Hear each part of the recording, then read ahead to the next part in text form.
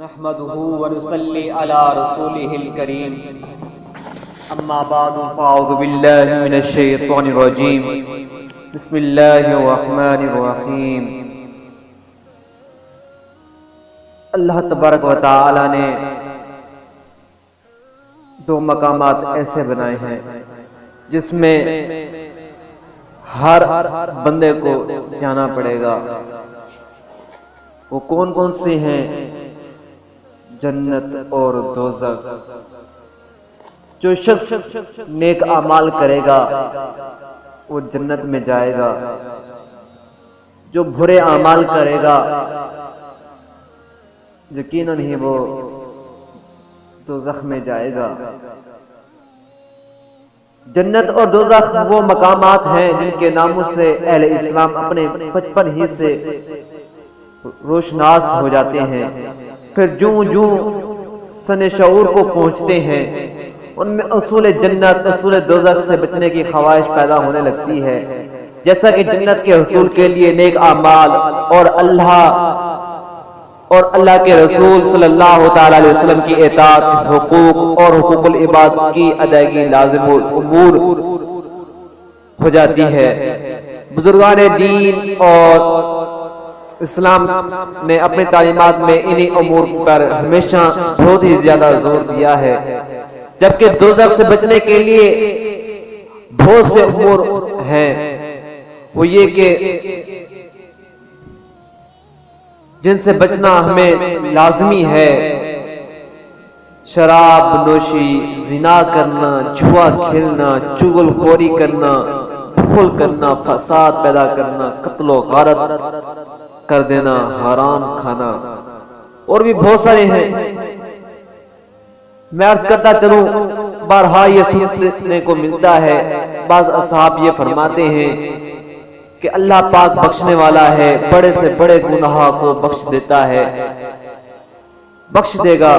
وہ تو رحم کرنے والا ہے، وہ تو کرم کرنے والا ہے، ہر اہل اسلام کو دوزخ میں نہیں ڈالے گا۔ میں یہ سب باتیں مان لیتا ہوں، مجھے نہ تو اللہ کے معاذ اللہ رحمان ہونے میں شک ہے، نہ معاذ اللہ اس کے بخشنے پر۔ اللہ مالک ہے، خالق ہے، اللہ قادر مطلق ہے۔ کائنات کا دائرہ اس کی کبریائی بیان کرتا ہے، بڑائی بیان کرتا ہے، پاکی بیان کرتا ہے۔ اللہ عز و جل اگر رحیم بھی ہے، وہ جبار بھی ہے، قہار بھی ہے۔ ہم کو چاہیے کہ صرف اللہ تبارک و تعالی کے احکامات کو مد نظر رکھیں، غور و فکر کریں اور اپنے اعمال کو درست کریں، ٹھیک کریں، کیونکہ اصل میں معاملہ قرب الہی کو حاصل کرنا ہے، جنت اور دوزخ میں جانے کا نہیں۔ اگر ہم اللہ عز و جل کی نافرمانی تمام زندگی کرتے رہے، اس کے باوجود جنت کی تمنا کریں تو کس قدر حیرت کی بات ہے نا، کس قدر مل سکتی ہے۔ کیا نافرمانی کے باوجود ہمیں قرب الہی کی سعادت ملے گی؟ کائنات کی مقدس ترین ہستی نبی آخر الزمان محمد مصطفیٰ احمد مجتبی صلی اللہ تعالی علیہ وسلم جب عبادت سے مستغنی نہیں ہوئے، عبادت اتنا کی جہاں تک کہ آپ کے پاؤں مبارک سوج جایا کرتے تھے، پھر ہم لوگ کس طرح اللہ تبارک و تعالیٰ کے فرمان سے پہلو تہی کر کے قرب الہی کے دعویدار بن سکتے ہیں؟ اب آپ خود خیال فرمائیں کہ ایک دفتر میں سبھی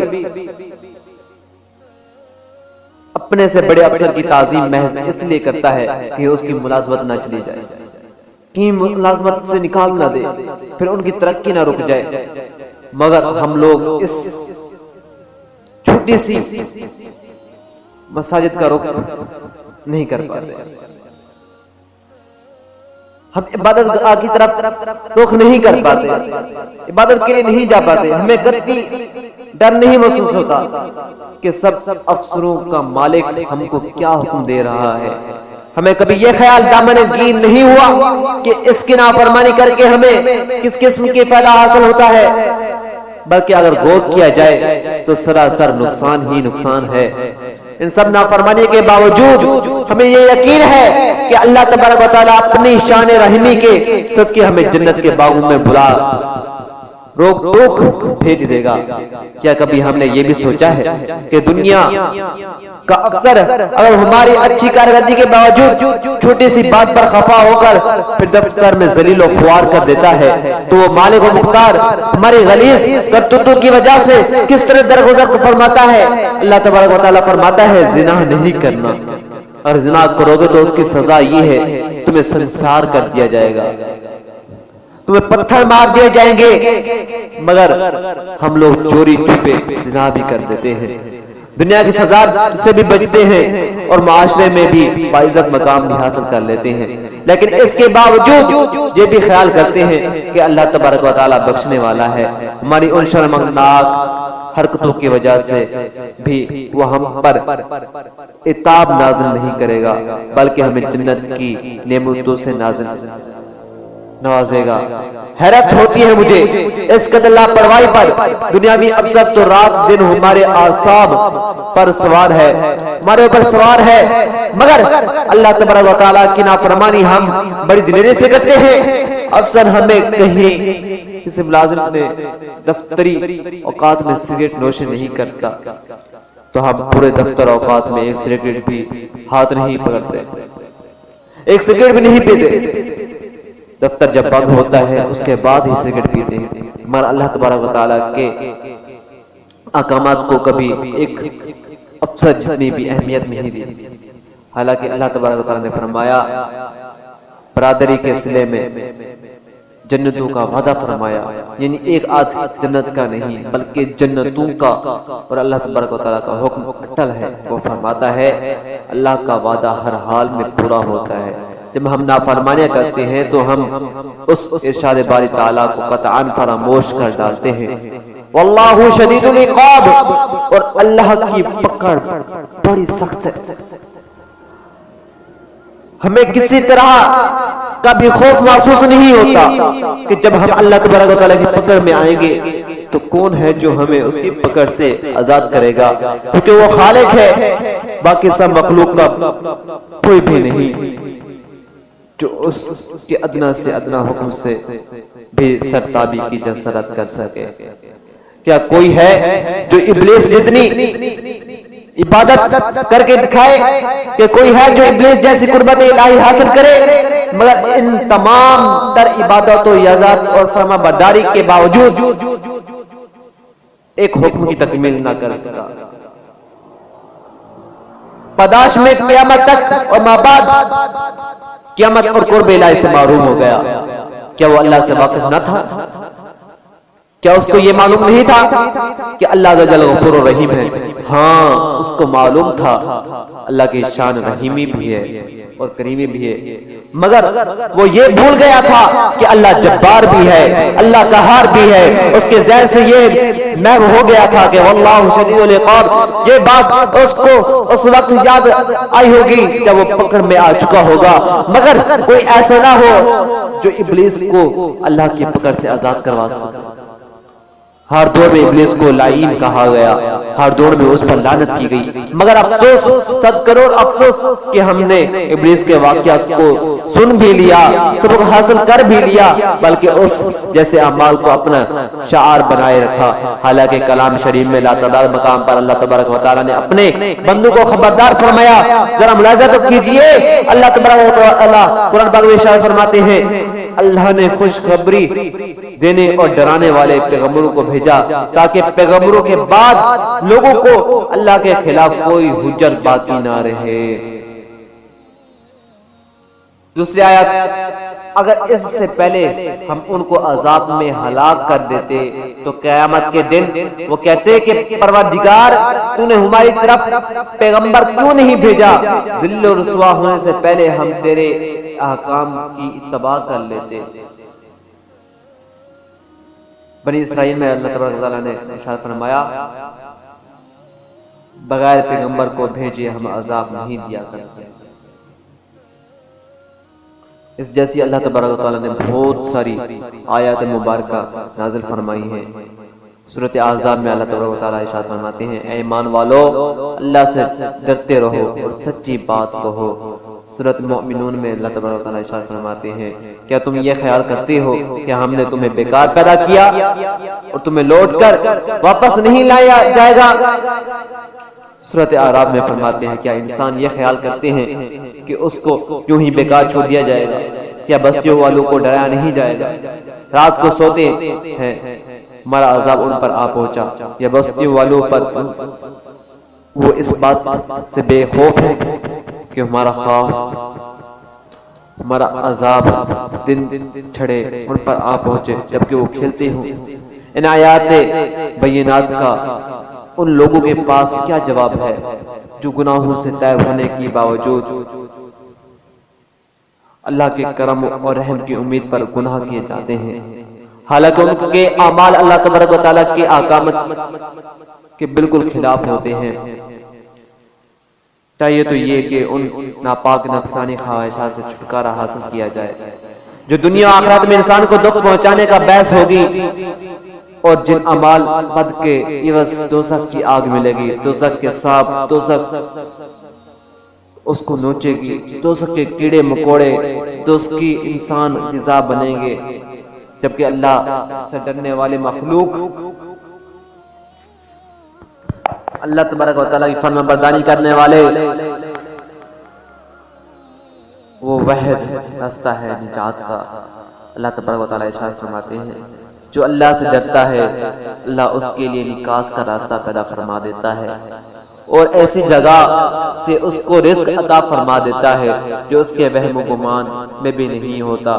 جو اللہ سے ڈرتا ہے اللہ اس کے گناہ معاف فرما دیتا ہے۔